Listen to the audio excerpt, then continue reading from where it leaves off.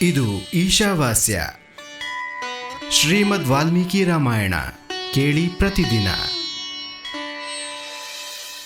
ಇದು ಶ್ರೀಮದ್ ವಾಲ್ಮೀಕಿ ರಾಮಾಯಣ ಮಹಾತ್ಮೆಯ ರಾಮಾಯಣದ ನವಾಹ ಶ್ರವಣದ ವಿಧಿ, ಮಹಿಮೆ ಹಾಗೂ ಫಲದ ವರ್ಣನೆ ಎಂಬ 5ನೇ ಅಧ್ಯಾಯ, ಭಾಗ 4. ಮುನಿಗಳೇ, 4 ಬಾರಿ ಕಥೆ ಕೇಳುವವನು 8 ಅಶ್ವಮೇಧ ಪರಮ ಪುಣ್ಯಕ್ಕೆ ಭಾಗಿಯಾಗುತ್ತಾನೆ.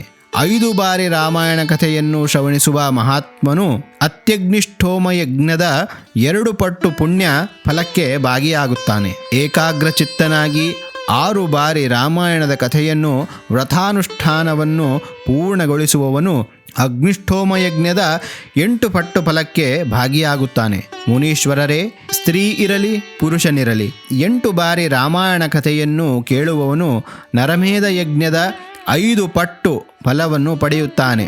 ಸ್ತ್ರೀಯಾಗಲಿ ಪುರುಷನಾಗಲಿ 9 ಬಾರಿ ಈ ವ್ರತವನ್ನು ಆಚರಿಸಿದವನಿಗೆ 3 ಗೋಮೇಧ ಯಜ್ಞ ಪುಣ್ಯದ ಫಲವಾಗುತ್ತದೆ.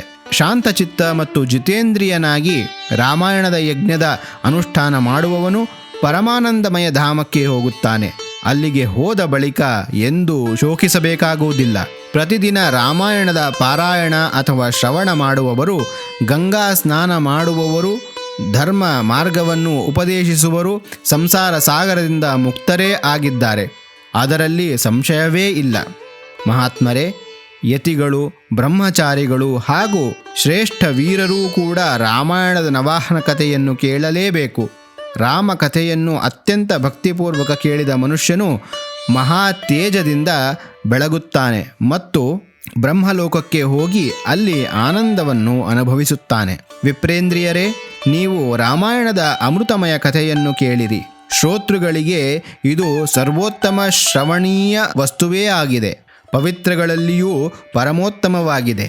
ದುಸ್ವಪ್ನವನ್ನು ನಾಶ ಮಾಡುವಂತಹ ಈ ಕಥೆಯು ಧನ್ಯವಾಗಿದೆ. ಇದನ್ನು ಪ್ರಯತ್ನಪೂರ್ವಕ ಕೇಳಲೇಬೇಕು. ಶ್ರದ್ಧಾಯುಕ್ತನಾಗಿ ರಾಮಾಯಣದ 1 ಶ್ಲೋಕ ಅಥವಾ ಅರ್ಧ ಶ್ಲೋಕ ಹೇಳುವವನು ತತ್ಕ್ಷಣ ಕೋಟಿ ಉಪಪಾತಕಗಳಿಂದ ಬಿಡುಗಡೆ ಹೊಂದುವನು. ಇದು ಗುಹ್ಯಾತಿ ಗುಹ್ಯ ವಸ್ತು ಆಗಿದೆ. ಇದನ್ನು ಸತ್ಪುರುಷರು ಕೇಳಲೇಬೇಕು.